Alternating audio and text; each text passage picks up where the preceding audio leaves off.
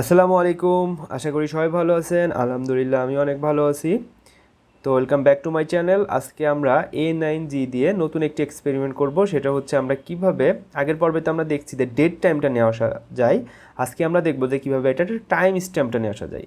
কারণ Unix time stamp সেটা হচ্ছে যে এমন একটা ফরম্যাট যেটা 1970 সাল থেকে এখন পর্যন্ত কতগুলো সেকেন্ড পার হয়েছে। হ্যাঁ, তো আমাদের যে এমবেডেড সিস্টেমে কিন্তু এই টাইম স্ট্যাম্পটা লাগে, ইউনিক্স টাইম স্ট্যাম্পটা। ঠিক আছে, তো এটা কিন্তু খুব ইম্পর্ট্যান্ট। তো আপনারা একটু দেখে নেবেন। আর A9Gতে কিন্তু সরাসরি মাইক্রোপাইথনে কোড করা যায় না, এই জন্য আগে মাইক্রোপাইথন ফার্মারটা সেট আপ করতে হয়। তো কীভাবে মাইক্রোপাইথন ফার্মারটা সেট আপ করতে হয় এটার জন্য আমি ডেসক্রিপশনে একটা লিঙ্ক দিয়ে দিচ্ছি, আমার প্রথম ভিডিওর লিঙ্ক। সেটা একটু কষ্ট করে দেখে নেবেন, নাহলে কিন্তু এই প্রোগ্রামটা রান করতে পারবেন না। ওকে, তো আমরা আজকের টাইম স্ট্যাম্প করে চলে যাই।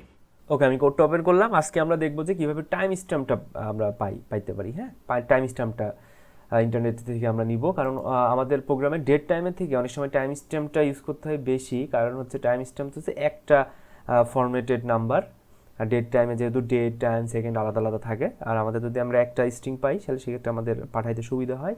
ইউনিক্স টাইম স্ট্যাম্প মানে হচ্ছে যে 1970 সালের পর থেকে এখন পর্যন্ত, মানে এই মুহূর্ত পর্যন্ত কতগুলো সেকেন্ড আসলে পাস হয়েছে সেইটা। হ্যাঁ, তো ইউনিক্স টাইম স্ট্যাম্পটা থেকে আমরা টাইমে কনভার্টও করে নিতে পারি রিডেবল, মানে হিউম্যান রিডেবল টাইমে। আমি সেটাও দেখাচ্ছি।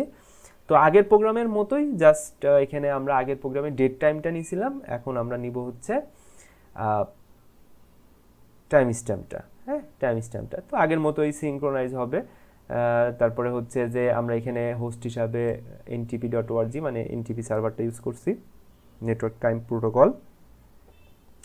তাছাড়া অলমোস্ট সেম। হ্যাঁ, যে 20 সেকেন্ড প্রথমে হচ্ছে সিমে ইনিশিয়ালাইজেশন হবে, 30 সেকেন্ড নেটওয়ার্কের সাথে কানেক্ট হবে, 5 সেকেন্ড হবে হচ্ছে GPRS কানেক্ট হওয়ার জন্য।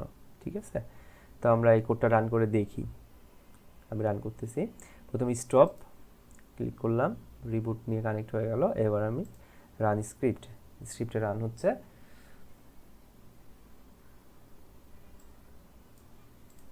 ওকে, একটু টাইম নিচ্ছি, কারণ হচ্ছে নেটওয়ার্কের সাথে কানেক্ট হওয়া পর্যন্ত একটু ওয়েট করতে হবে। একটু ধৈর্য ধরে দেখেন। এই যে এখানে কিন্তু সিম ইনসার্টেড, সিম যদি না থাকে তাহলে কিন্তু এখানে আসবে not inserted, SIM not inserted.